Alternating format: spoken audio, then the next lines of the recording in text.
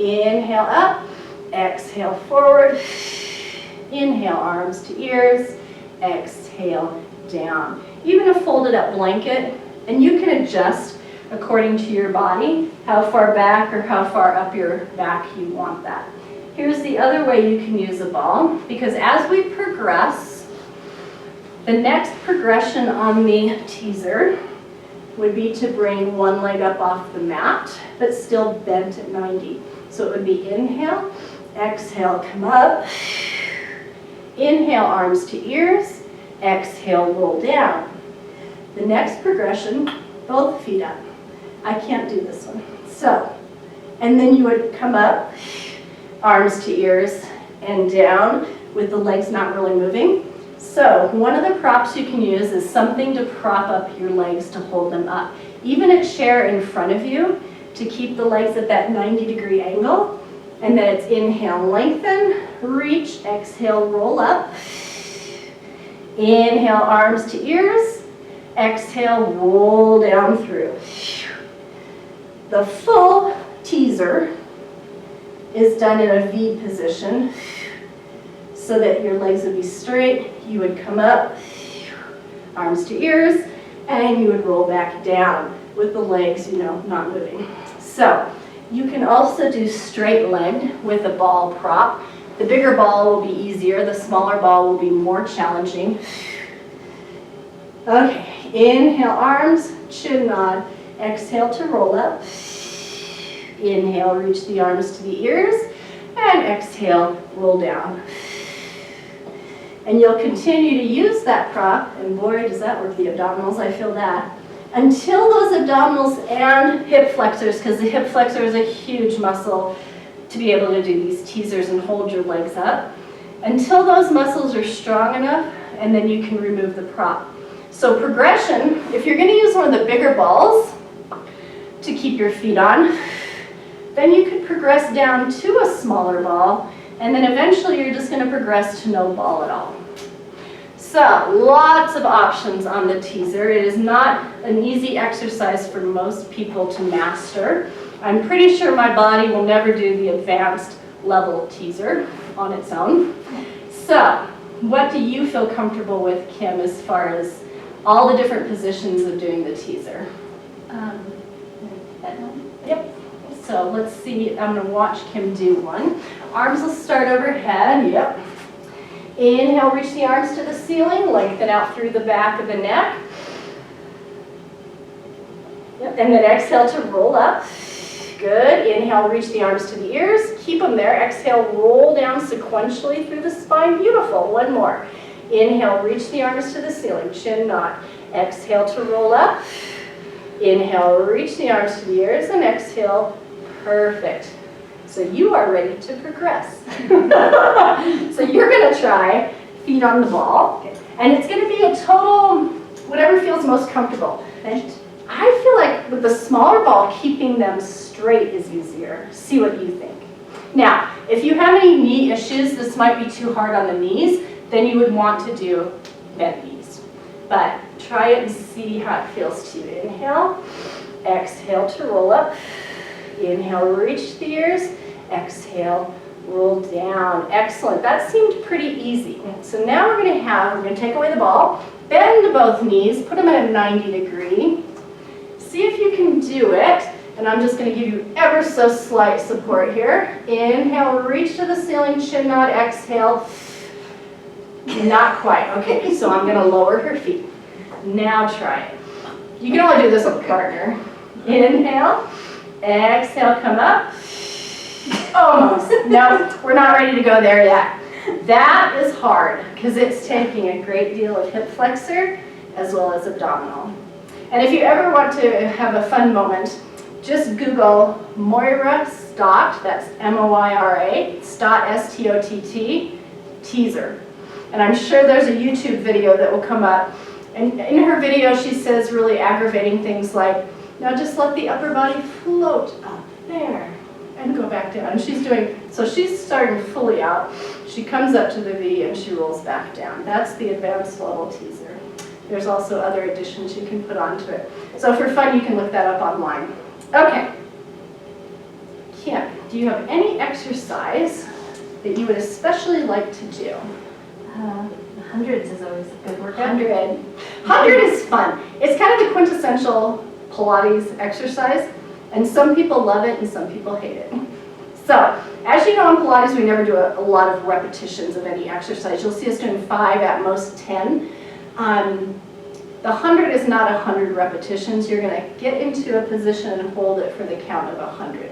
So, I'm going to show you all the different modifications you can make to the 100, and Kim's going to demonstrate. So, go ahead and lie down on the mat. The first position is you would leave your legs bent and on the mat. That will make it the easiest for you. So Kim, I'm going to have you demonstrate that for 10 counts.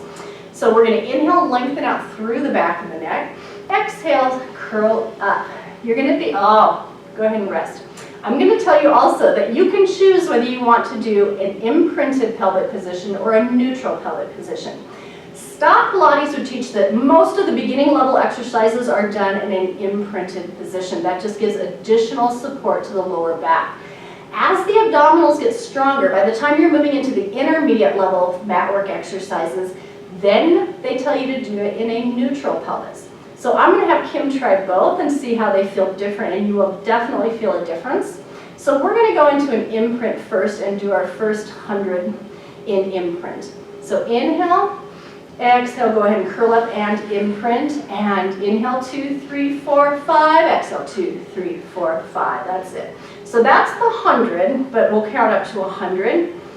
Here are all the different leg positions you can use, and this is the easiest, is leave your feet down. The next easiest would be both legs are up in 90 degrees. The next then would be straighten the legs, but keep them mostly vertical. And then progressively, you're going to move those legs farther out from your midline, and it gets very hard at some point, right? So we're going to test her imprint. So go ahead and take the legs up to vertical. Inhale, lengthen out through the back of the neck. Exhale, slide and curl, and you're in imprint. Now, keep that imprint and slowly lower the legs toward my hand. Keeping imprint, keep going, keep going, keep going. You will reach a point, there it is. There it is, bend the knees in. You will reach a point where you cannot hold imprint and your back's going to arch and your ribs are going to pop. So when you feel that, pull the legs back. Anytime during the 100, say we're at 50 or 60 and you're dying, pull the legs back in to support those abs. The legs are the key to making this easier or harder.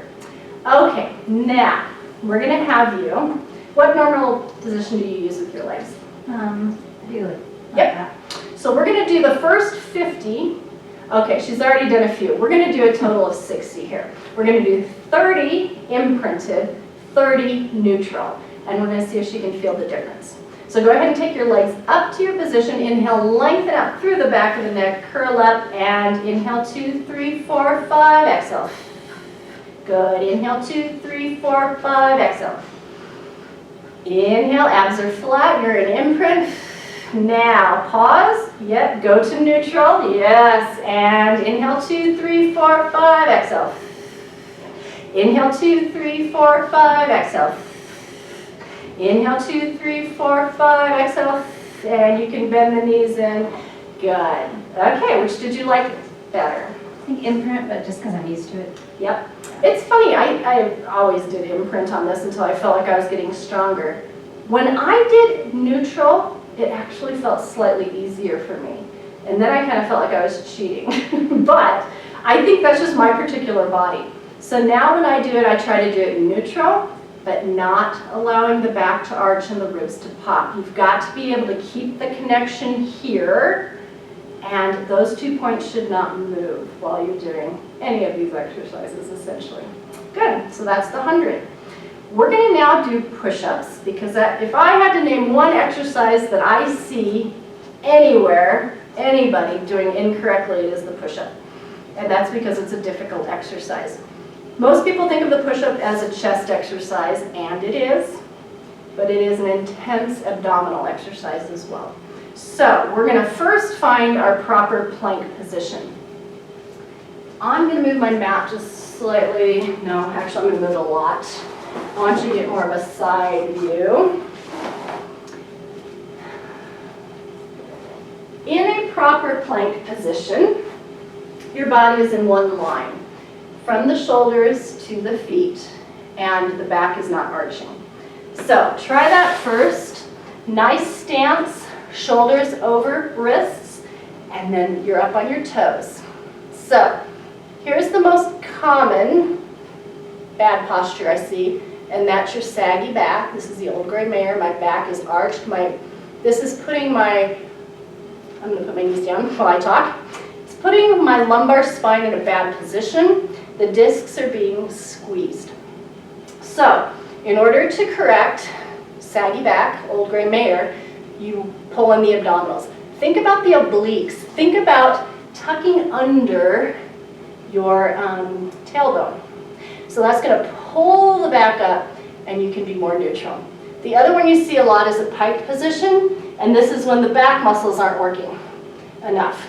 So pull that pelvis down in line and pull the abs up. Elbows need to be soft, and I'm going to take a break again. If you have any wrist issues, this position is going to be hard for you because all of your body weight is working against gravity, and that's on your wrist. So we have a solution for that. If you have shoulder issues, this might be a difficult position for you. Ankle issues, what I'm saying is you're holding up your body weight against gravity in this position. So if you have any injuries, be very careful about doing the plank or the push-up. If you have not done push-ups in a very long time, we don't do many repetitions at all. You can get very sore doing too many push-ups too quickly. There are a lot of props you can use for the push-up, and I'm going to show you one I brought with me. But I'm also going to show you the progression of push-ups. So because we are working with our body weight against gravity, if you stand up against, so if you're working with a very deconditioned client, the easiest is simply to angle yourself against a wall. You still want to achieve that straight plank position, and then they can do a push-up like this. This would be the easiest push-up possible. You would then progress to lowering their body from more of a vertical down to a regular plank position. So this little prop is handy for two things, wrists, and as you're modifying more of a standing push-up down to a regular plank position. I love this thing because it allows my wrists relief. It's putting me up at more of an incline. It's much easier now for me to achieve a proper plank. So this little device is nice. I have seen people in the weight room. You can use two weights, like two dumbbell weights, because you can use that fist grip without your hands touching the mat. You're just gripping the weights. Anything you can do, table, chair, to prop yourself up. Now, if you take that even further, how you make a push-up even harder, and I'm sure you've seen it in the weight room, is you go into a decline position. So you'll see people put their feet up on something so that then they're actually in a decline position, and that makes the push-up harder. Okay, now I'm going to have Kim demonstrate, because I can't talk and show you the other modifications.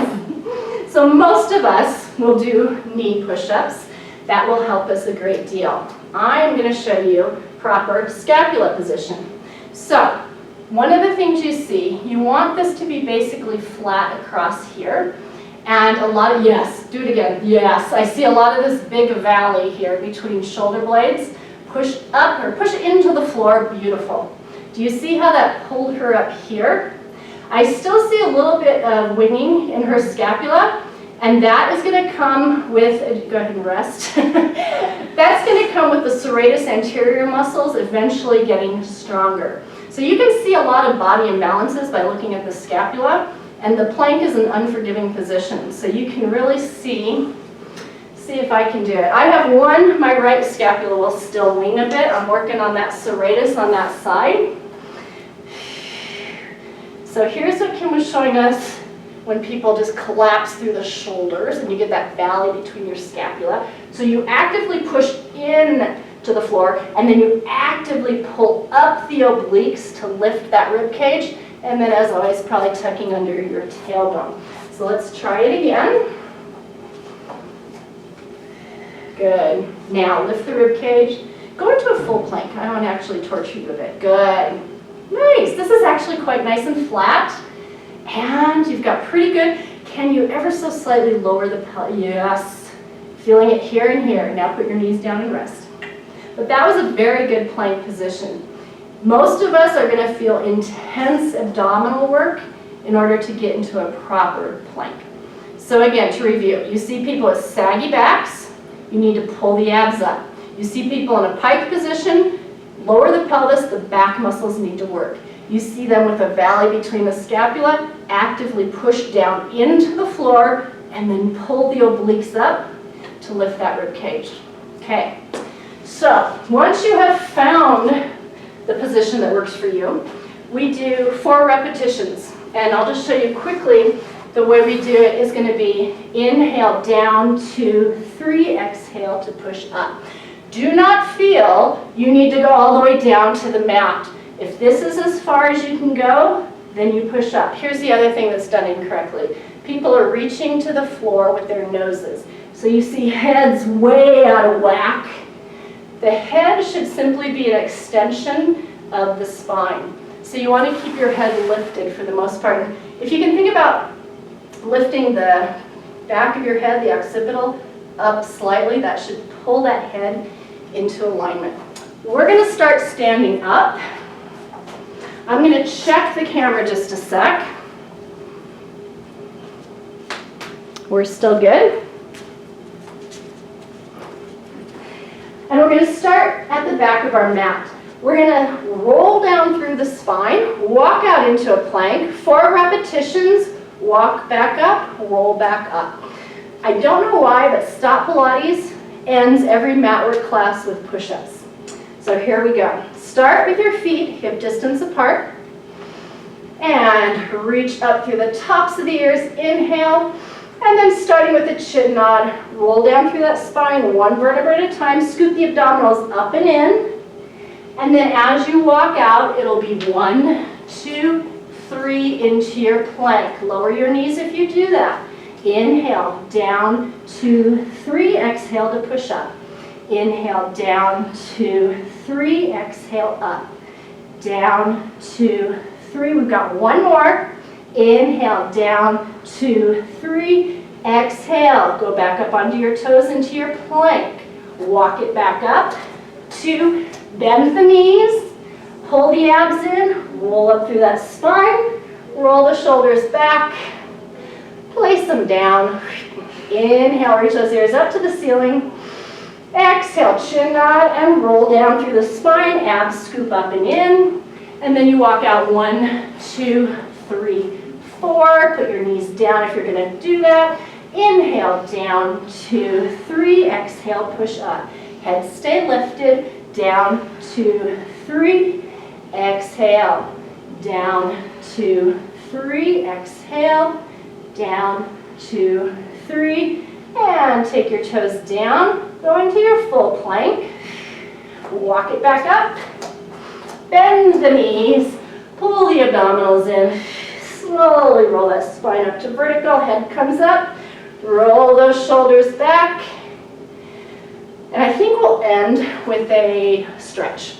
So we're going to do spine stretch forward down on the mat.